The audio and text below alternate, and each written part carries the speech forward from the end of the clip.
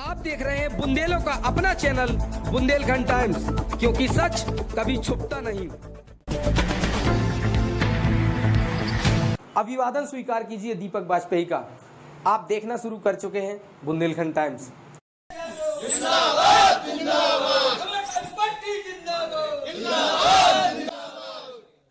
उत्तर प्रदेश में आगामी विधानसभा चुनाव में सियासी जमीन को मजबूत करने के लिए समाजवादी पार्टी पिछड़ा वर्ग के प्रदेश अध्यक्ष राजपाल कश्यप सामाजिक न्याय यात्रा के छठे चरण में आज महोबा पहुंचे, जहां उन्होंने पत्रकारों से वार्ता करते हुए कहा कि उत्तर प्रदेश के इतिहास में सबसे नाकाम मुख्यमंत्री योगी आदित्यनाथ हुए हैं।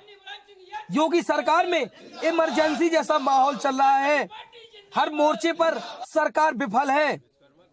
कोरोना काल में पैदल चलने वाले कई मजदूरों की मौत हो गई। हद तो तब हो गई जब भगवान राम के चंदे में भी सरकार ने भ्रष्टाचार कर डाला। उन्होंने बीजेपी पर तंज कसते हुए कहा कि पिछड़ों के नाम पर चुनाव लड़ने वाली बीजेपी इस चुनाव में योगी को चेहरा बनाकर चुनावी मैदान में है, जिससे जनता इन्हें करारा जवाब देगी और बीजेपी प्रत्याशियों की जमानतें तक जब्त हो जाएंगी। इस सरकार में पिछड़े वर्ग को कहीं सम्मान नहीं मिल रहा है।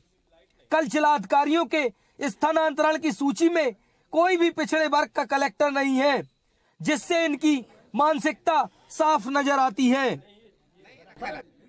पिछड़े वर्ग को समाजवादी पार्टी से जोड़ने के लिए सामाजिक न्याय यात्रा के छठे चरण की यात्रा में सपा पिछड़ा वर्ग के प्रदेश अध्यक्ष राजपाल कश्यप ने बुंदेलखंड के महोबा पहुंचकर शहर के बीजानगर में एक प्रेस कॉन्फ्रेंस आयोजित की, जिसमें सपाइयों ने उनका जोरदार स्वागत किया। वहीं पूर्व मंत्री सिद्ध गोपाल साहू ने चांदी का मुकुट पहनाकर उनका सम्मान किया।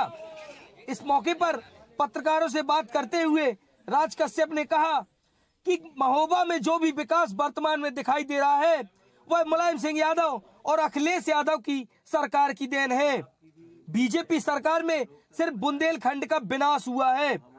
बीजेपी सरकार का एक ही विकास है कि खेत में सिर्फ सांड चल रहे हैं। किसान लाइनों में लगकर खाद पाने के लिए मशक्कत कर रहा है।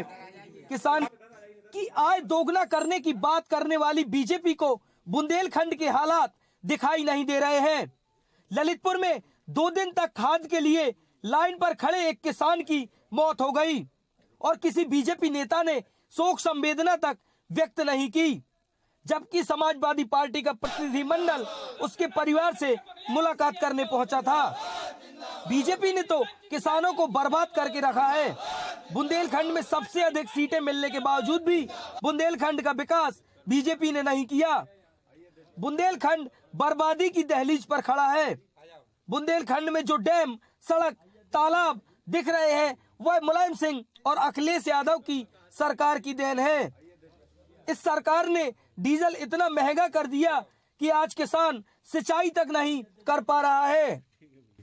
युवाओं को नौकरी मिलना तो दूर की बात है, कई सरकारी महकमों को प्राइवेट सेक्टर में दे दिया गया और कई कंपनियां बंद तक हो गईं। जातिगत जनगणना की मांग करने के बावजूद भी सरकार इस मांग पर कोई ध्यान नहीं दे रही और सरकार ने हाथ खड़े कर दिए हैं।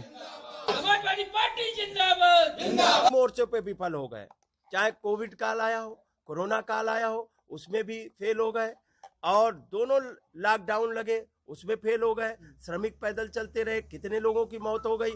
और जब किसान को खाद नहीं मिल पा रही हो, 15-15 दिन लाइन में लगना पड़ रहा हो, गौशालाएं जो बनाई उनमें चारा नहीं मिल पा रहा, घोटाले कर रहे हैं।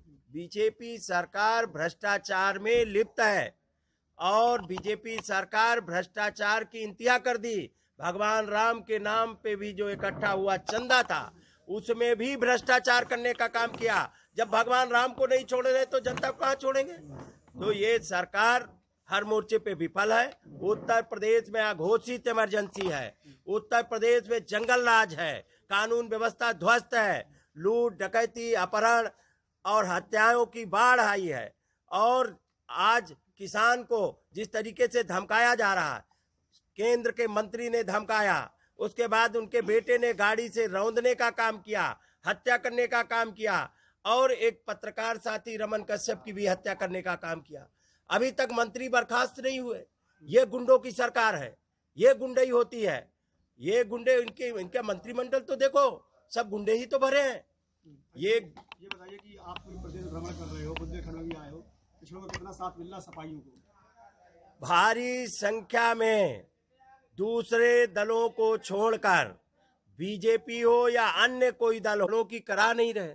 माननीय अखिलेश यादव जी ने भी मांग की है, हम लोग भी लगातार मांग कर रहे हैं कि जाति जनगणना होनी चाहिए, लेकिन बीजेपी सरकार ने कहा है जाति जनगणना नहीं हो सकती है, कठिन काम है। बीजेपी सरकार कहती है कि सबका साथ सबका विकास। पिछड़ों का कितना साथ है उनके साथ? कितना पिछड़ों के लिए काम किया बीजेपी ने, कुछ है जानकारी? आज आप बता दीजिए, साथ तो उन्होंने सबका ले लिया, विकास केवल अपना और अपने लोगों का कर रहे हैं, विनाश पूरे लोगों का कर रहे हैं। आज कलेक्टरों की सूची जारी तो हुई है, कहाँ साहू का बेटा कलेक्टर है, कहाँ कश्यप का बेटा कलेक्टर है, कहाँ निषाद का बेटा कलेक्टर है, कहाँ प्रजापति का बेटा कलेक्टर है, कहाँ लोधी का बेटा कलेक्टर है, बताए ना। कहाँ विश्वकर्मा का बेटा कलेक्टर है, कहाँ पाल का बेटा कलेक्टर है, बताए ना सूची। जितने कलेक्टर है, हमारी सरकार थी, माननीय अखिलेश यादव जी की सरकार को बदनाम किया गया, कहा एक जात की सरकार है। और मैं तो ढूंढता घूम रहा हूँ पूरे प्रदेश में, मुझे कहीं निषाद का बेटा कलेक्टर नहीं दिखाई पड़ा पूरे उत्तर प्रदेश में। न साहू का बेटा, न चौरसिया का बेटा, न विश्वकर्मा का बेटा, न पाल का बेटा, न लोधी का बेटा। ये है इनका सबका साथ सबका विकास। कहाँ चला गया? न कप्तान है, न कोतवाल है, न कुलपति है, कहीं नहीं है, न कलेक्टर है। आपको योगी जी लाल टोपी वाला गुंडा कहते हैं। गुंडा कौन है ये सभी लोग जानते हैं, और उनकी छवि मुख्यमंत्री बनने से पहले क्या थी ये जनता जानती है। और बुंदेलखंड टाइम्स के लिए महोबा से तौहीद मोहम्मद की रिपोर्ट।